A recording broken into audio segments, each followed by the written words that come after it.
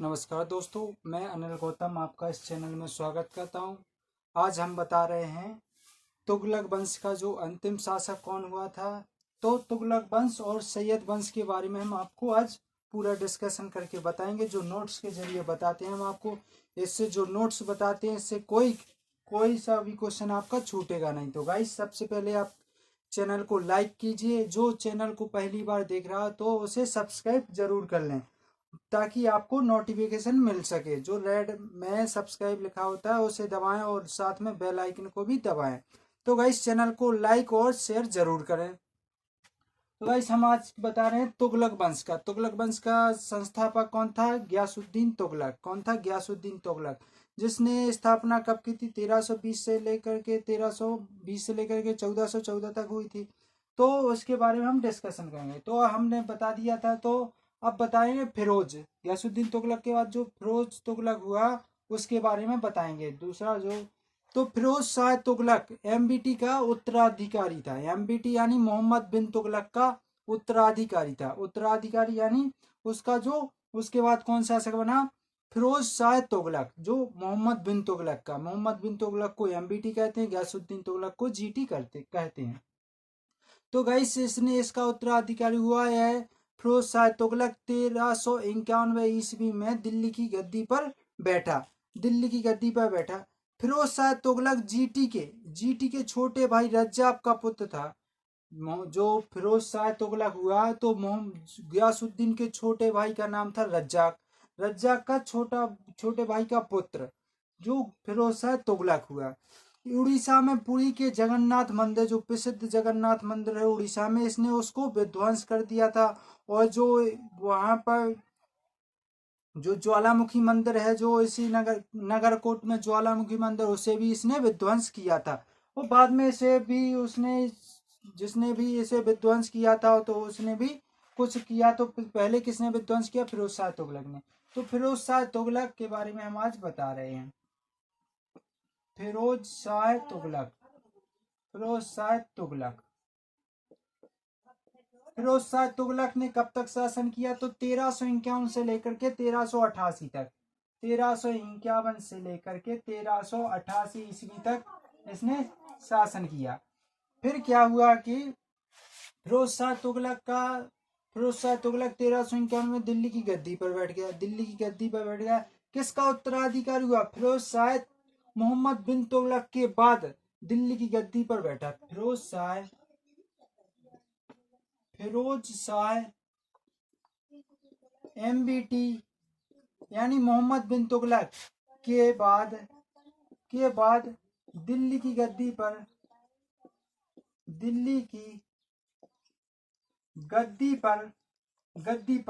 1391 ईस्वी में बैठा। फिरोज शाह किसका पुत्र था? फिरोज शाह जीटी यानी गयासुद्दीन तुगलक। जीटी के छोटे भाई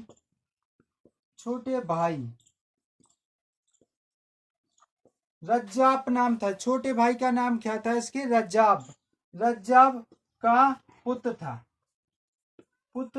था। जी कौन था? रज्जाब का छोटा भाई पुत्र था। इसने उड़ीसा के किसने? फिरोज शाह ने। इसने उड़ीसा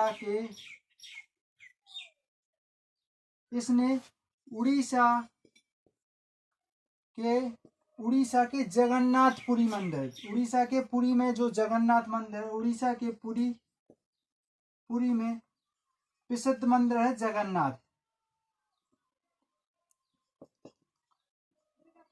जगन्नाथ मंदिर को ध्वस्त किया, यानी तोड़ दिया था, को ध्वस्त किया और जो आपका जो नगरकोट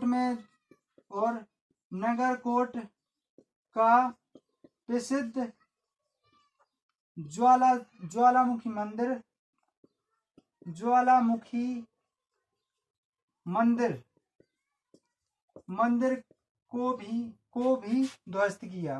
को भी ध्वस्त किया। तो गाइस देखिए आप क्या हम बता रहे हैं इसके बारे में। फिरोज शाह तुगलक एएमबीटी का उत्तराधिकारी था। यह गयासुद्दीन तुगलक का छोटे भाई रज्जाब का पुत्र था। इसने उड़ीसा में जो पुरी में जो मंदिर है प्रसिद्ध जगन्नाथपुरी के नाम से जाना जाता है, जगन्नाथ मंदिर को इसने ध्वस्त कर दिया था। इसके बाद जो नगरकोट में आपका जो मंदिर है ज्वालामुखी मंदिर, इसको भी इसने ध्वस्त कर दिया था। यह केवल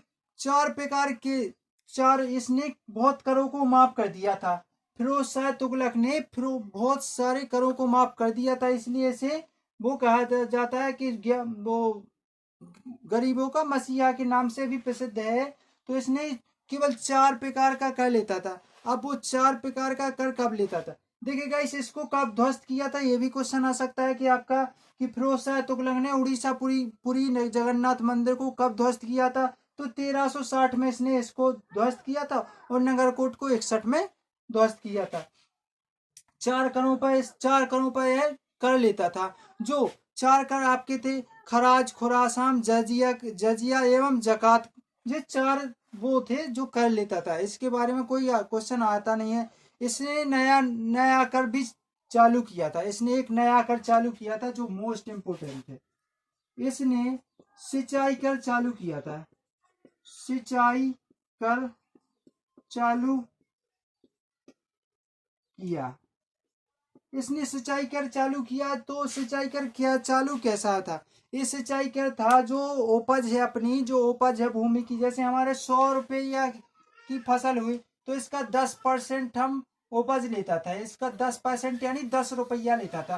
तो उपज का 10वां भाग यह इसके रूप में उपज का 10वां भाग लेता था।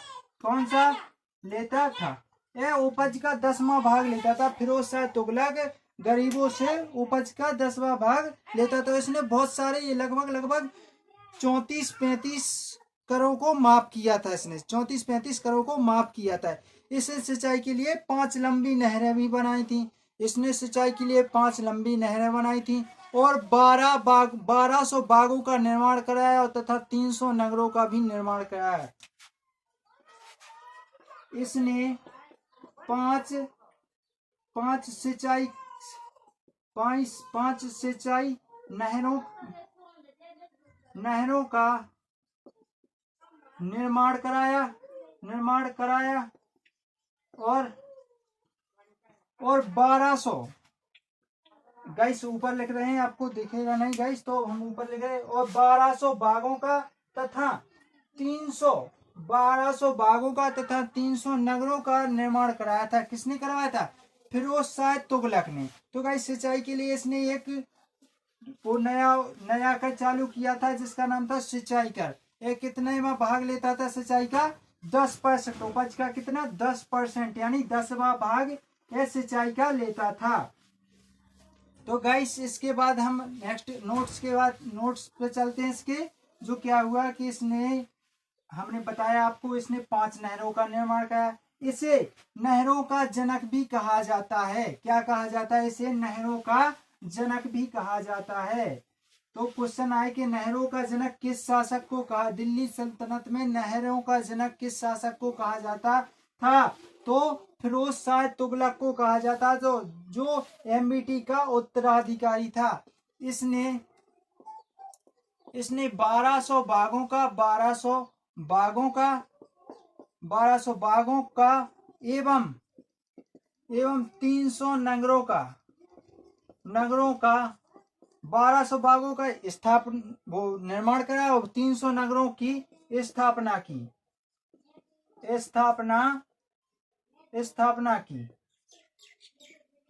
इसने 1200 बागों की तथा 300 नगरों की स्थापना की थी। इसने बहुत से नगर बसाए थे, लेकिन इसे सबसे ज्यादा पसंद कौन सा नगर था। तो ये भी क्वेश्चन आता है इसका कि फिरोज शाह तुगलक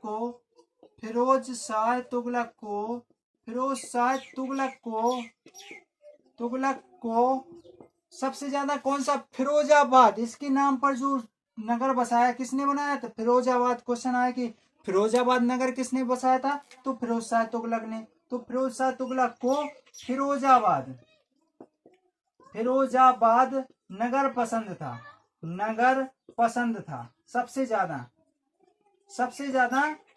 पसंद था। सबसे ज्यादा कौन सा नगर इसे पसंद था? किसको? फिरोज शाह तुगलक को फिरोजाबाद। और क्वेश्चन आता है कि फिरोजाबाद नगर की स्थापना किसने की थी? तो फिरोज शाह तुगलक ने, जो 1351 से 1388 तक दिल्ली की गद्दी पर बैठा। तो गाइस इसने अशोक के स्तंभ जो मेरठ और टोकरी से लाकर दिल्ली में स्थापित किए थे। इसने अशोक के स्तंभ थे जो अशोक ने अपने स्तंभ अभिलेख बनाए थे, तो उसने दिल्ली से उठा, वो मेरठ और टोकरी से उठा करके दिल्ली में स्थानांतरित किए। क्वेश्चन आता है कि अशोक के अभिलेख, अशोक के स्तंभ अभिलेख भावालू बनाए भैया, स्तंभ अभिलेख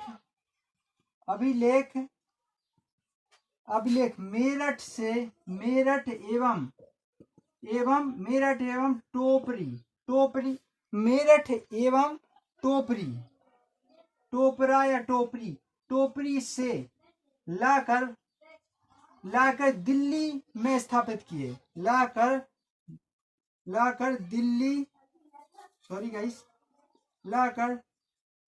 दिल्ली में स्थापित किए। जो फिरोज शाह तुगलक था, इसने अशोक के जो अभिलेख हैं जो मेरठ और टोपरा से ला करके कहाँ स्थापित किए? तो दिल्ली में स्थापित किए थे। इसने खराती अस्पताल की स्थापना की। खराती अस्पताल यानी जो गरीबों को जैसे कोई पीड़ा ईड़ा होती है तो उसने उस अस्पताल का निर्माण कराया। और अस्पताल और खैरात विभाग का भी निर्माण कराया। खैरात विभाग का मतलब होता है कि इसने खैरात यानी फ्री में इसने इलाज एवं विभाग बनाए कि आप यहाँ देखेंगे और आप वहाँ देखेंगे, तो फ्री में इलाज कराने की भी प्रथा फिरोज शाह तुगलक ने चलाई थी, जिससे जो अभी गवर्नमेंट अस्पताल चलती है जिसे कहा जाता है, तो फिरोज शाह तुगलक से रिलेटिव होती है। इसने जो सेना थी, जो सेना को वेतन नहीं देता था, यह सेना को क्या देता था? इसने सेना को जो क्या देता था? जी जमीन देता था। सेना को जमीन देता था। शायद सेना को क्या देता था? हाँ, जमीन देता था। इस सेना को जमीन देकर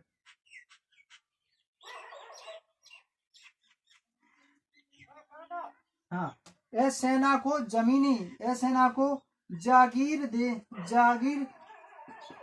देता था।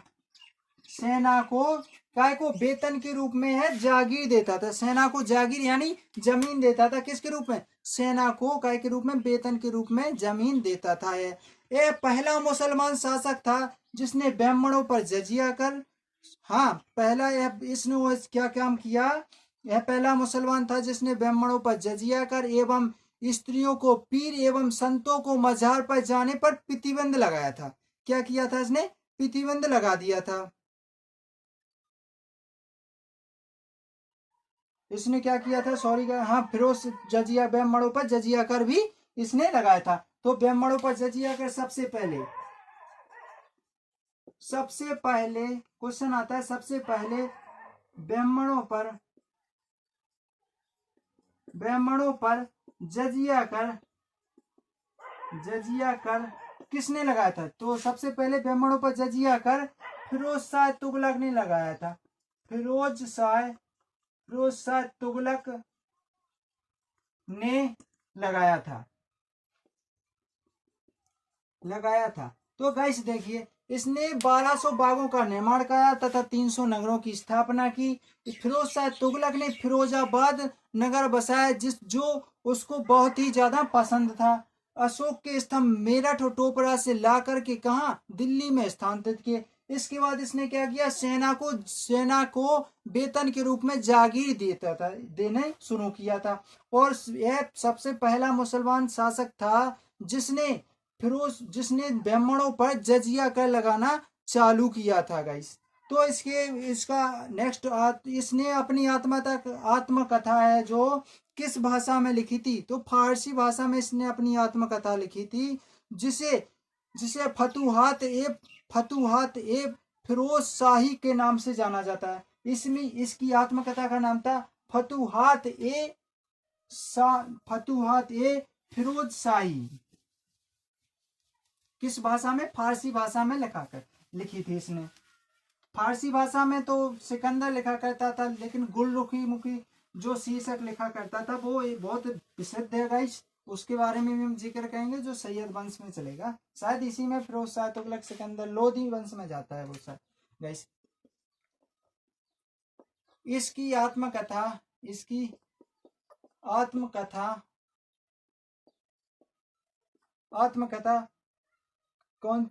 आत्मकथा का नाम था गाइस फतूहात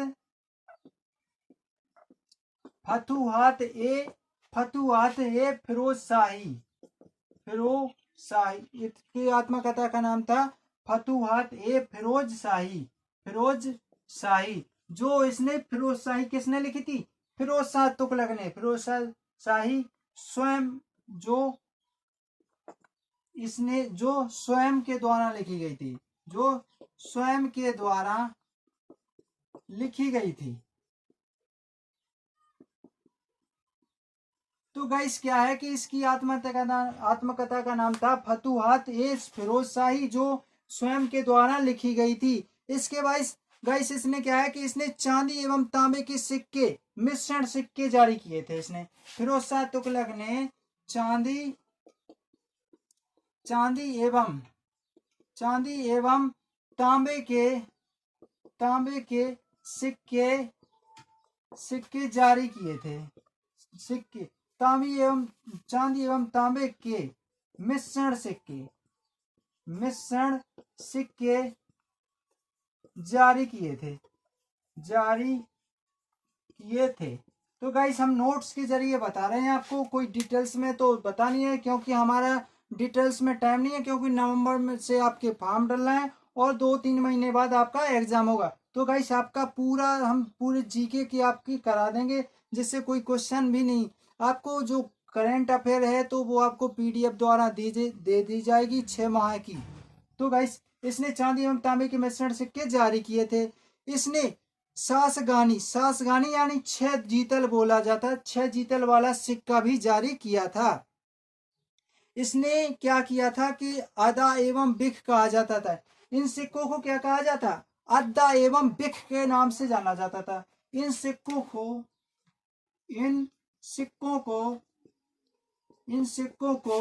अद्दा एवं बिख के नाम से जाना जाता था।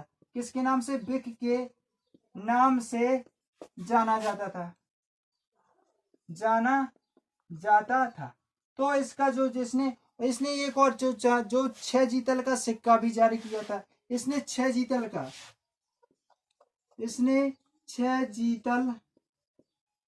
वाला सिक्का भी चलाया।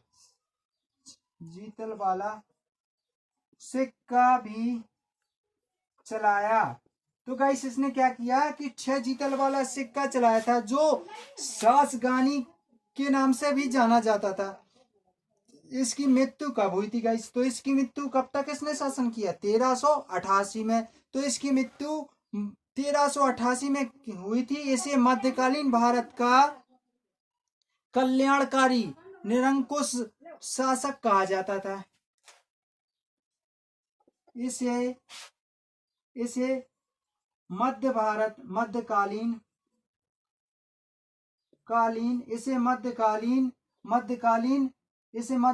भारत का यानी इसे मध्यकालीन भारत का क्या कहा जाता है? कल्याणकारी निशंकु राजा निरंकुश, या बोल सकते हैं इसे निरंकुश शासक कहा जाता था।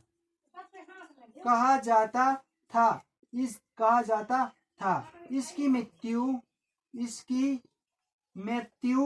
1388 ईस्वी में हो गई।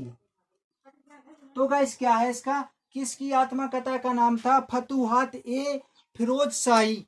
इसकी आत्मकथा का नाम था, जो इसके स्वयं के द्वारा लिखी गई थी। इसके बाद इसने चांदी एवं तांबे के जो मिश्रण सिक्के चलाए थे, इनको अद्दा एवं बिख के नाम से भी जाना जाता था। इसने 6 जीतल वाला सिक्का चलाया था, जिसे सासी हाही के नाम से जाना जाता, सासगानी के नाम से भी जाना जाता था। इसे इसे मध्यकालीन भारत का, इसे क्या, मध्यकालीन भारत का कल्याणकारी निरंकुश शासक के नाम से भी जाना जाता था, क्योंकि इसने सबसे ज्यादा जो गरीबों के लिए सबसे ज्यादा वो किया था। जैसे इसने खैरात अस्पताल, खैरात विभाग का निर्माण कराया था। सेना को क्या पैसा ना दे करके उसने क्या दिया था, जमीन यानी जागीर दी थी। उसने फ्री में अस्पताल, फ्री में इलाज कराया था। और 5 नहरों का निर्माण कराया, 1200 बागों का, ताकि जो गरीब लोग हैं इसमें कुछ काम कर सकें, बेरोजगार मत फिरें। तो इसलिए इसीलिए इसे क्या, कल्याणकारी निरंकुश राजा के नाम से भी जाना जाता था। तुगलक वंश का अंतिम शासक कौन हुआ, तो नसीरुद्दीन महमूद हुआ, जो 1412 से 1414 तक हुआ। वो गाइस एक नोट्स है, जो क्वेश्चन आता है कि तुगलक वंश का अंतिम शासक कौन हुआ, तो उसके बारे में भी हमको जानना चाहिए। एक नोट्स है कि तुगलक वंश का अंतिम शासक फिरोज शाह, सॉरी, नसीरुद्दीन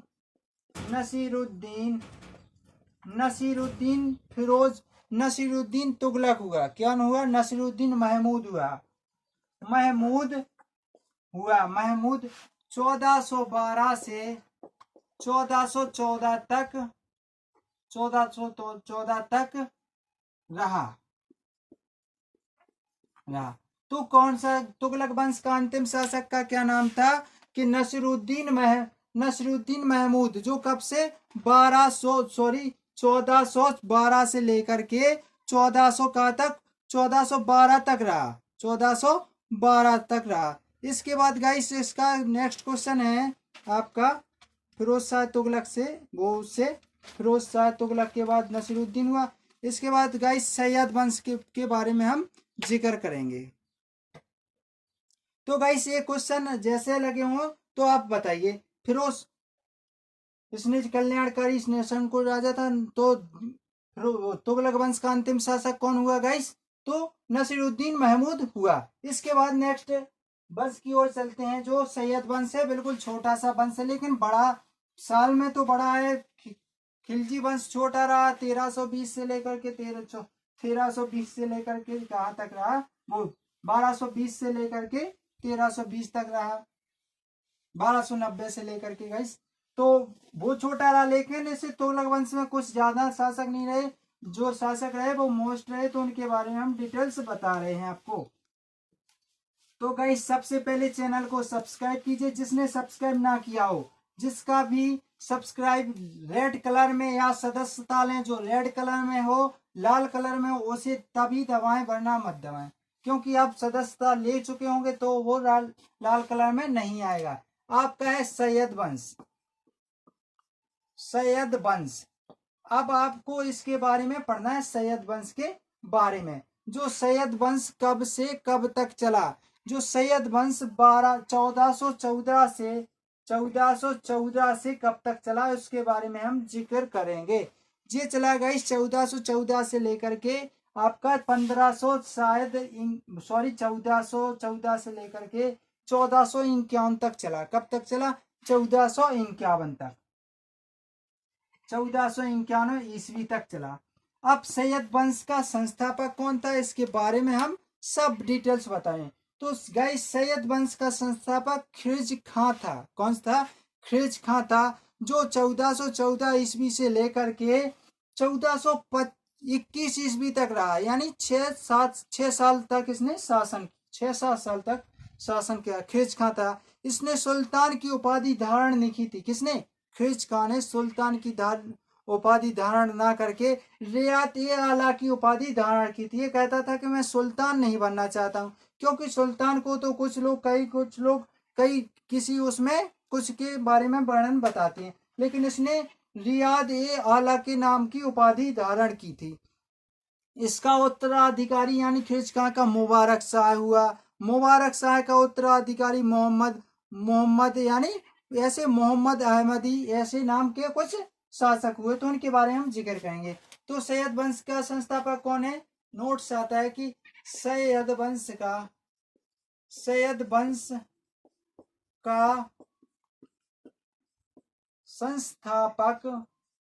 संस्थापक खिलजी खां था, जो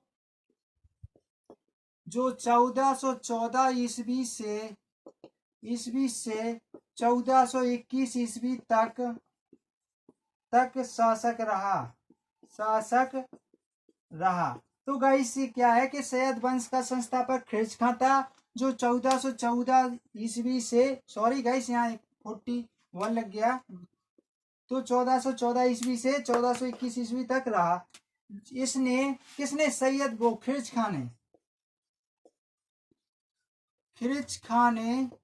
खां ने सुल्तान की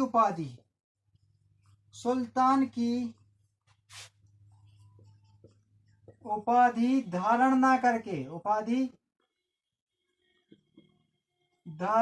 करके रियाद ए आला की उपाधि धारण की थी। किसकी? रियात ए आला की, ना करके रियात ए आला की उपाधि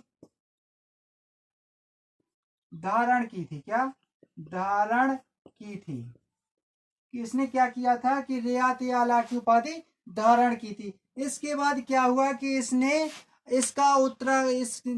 खिलजी खां ने तैमूर लंग का सेनापति था। ये क्या था? तैमूर लंग का सेनापति था। यह बताता था कि इसने यह बताया था कि मैं तैमूर लंग का उत्तराधिकारी हूं। इसने यह बताया था। किसको? जो अन्य शासक थे, इसने क्या बताया था कि मैं तैमूर लंग का उत्तराधिकारी हूं। यानी जो तैमूर लंग का खिलजी खां तो तैमूर लंग का सेनापति था, लेकिन यह बताता था कि मैं उसका उत्तराधिकारी हूं। लेकिन यह कौन था? खिलजी खां तैमूर लंग का सेनापति था। कौन था? सेनापति था।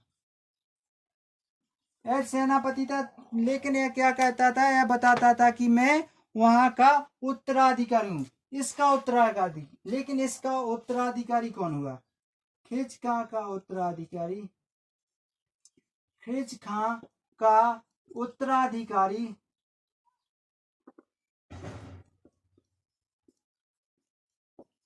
उत्तराधिकारी मुबारक शाह हुआ। कौन हुआ गाइस? मुबारक शाह हुआ। इसका उत्तराधिकारी मुबारक शाह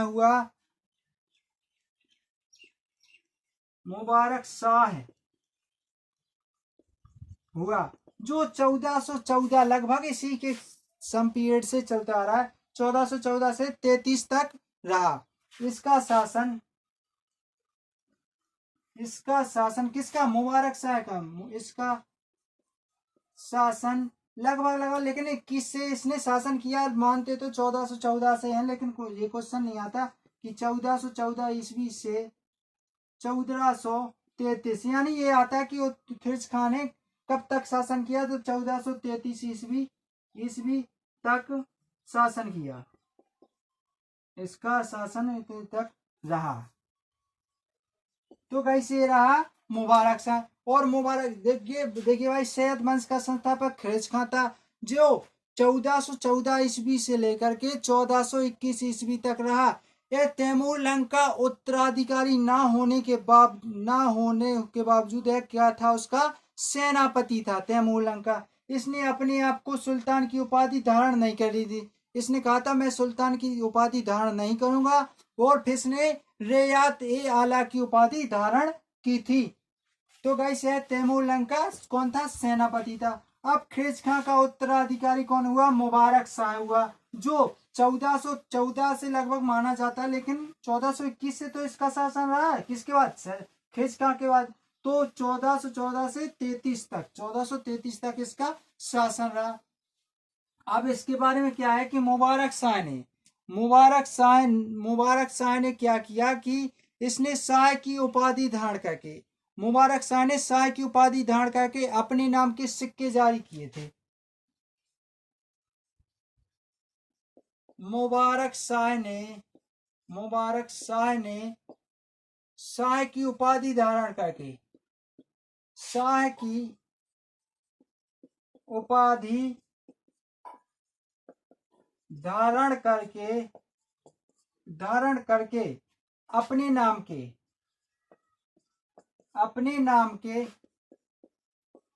के सिक्के जारी किए।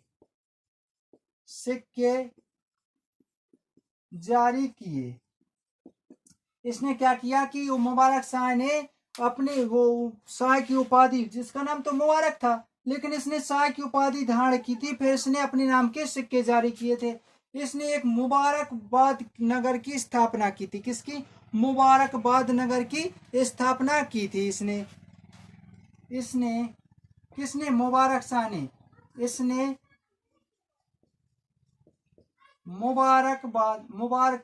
मुबारकाबाद शहर या नगर, एक ही बात है, नगर की स्थापना की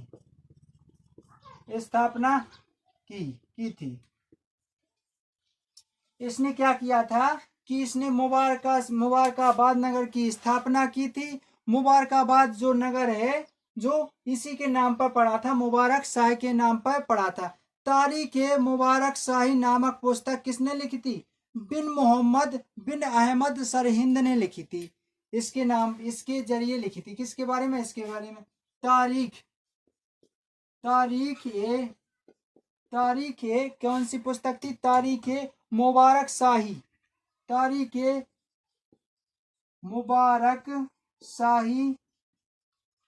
नामक पुस्तक किसने लिखी थी? बिन अहमद सरहिंद ने लिखी थी। किसने लिखी थी? बिन अहमद सरहिंदी ने लिखी थी। बिन अहमद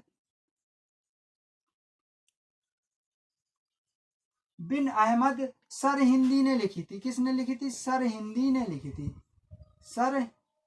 लिखी थी। तारीख मुबारक शाही नामक पुस्तक किसने लिखी थी? बिन अहमद सरहिंदी ने लिखी थी। मुबारक शाह का उत्तराधिकारी कौन हुआ? मोहम्मद शाह हुआ। जिसका वास्तव किसका? मुबारक शाह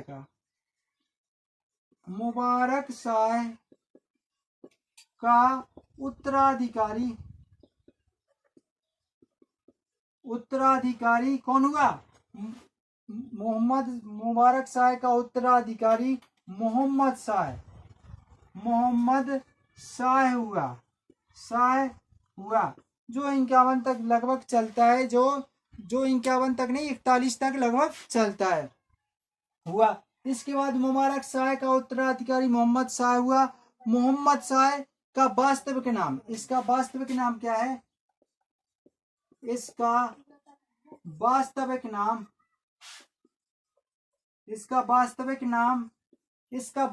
नाम है, इसका क्या नाम है गाइस?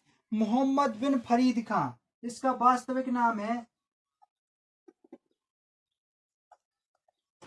मोहम्मद बिन फरीद खां।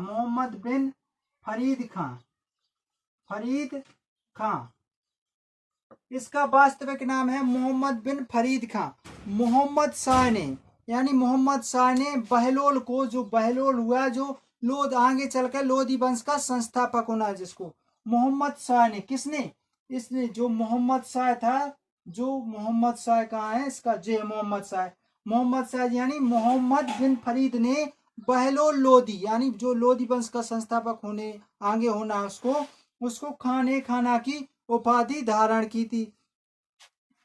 इसके बाद आगे एक बार और गाइस बताएं, मोहम्मद शाह ने शाह की उपाधि धारण करके अपने नाम के सिक्के जारी किए। इसने मुबारकाबाद की नगर की स्थापना की थी। किसने? अपने नाम पर मुबारकाबाद की स्थापना की। तारीख मुबारक शाही नामक पुस्तक बिन अहमद सरहिंदी ने लिखी थी। किसके नाम पर लिखी थी? मोहम्मद शाह के नाम पर लिखी थी। मुबारक शाह का उत्तराधिकारी मोहम्मद शाह हुआ, जिसका नाम था मोहम्मद बिन फरीद खां। वास्तविक नाम क्या था? मोहम्मद बिन फरीद खां।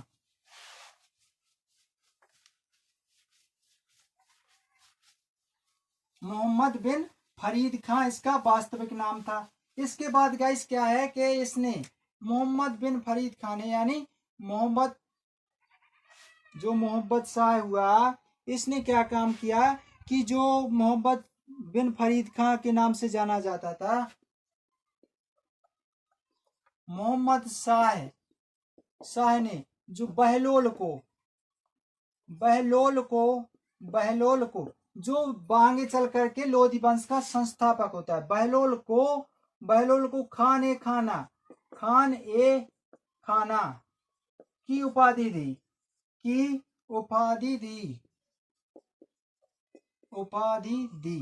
तो इसने क्या काम किया? मोहम्मद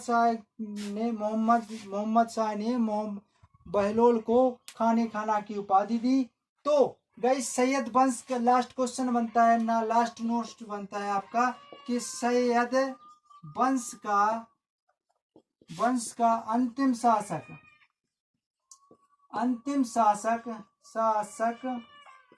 अंतिम शासक कौन हुआ?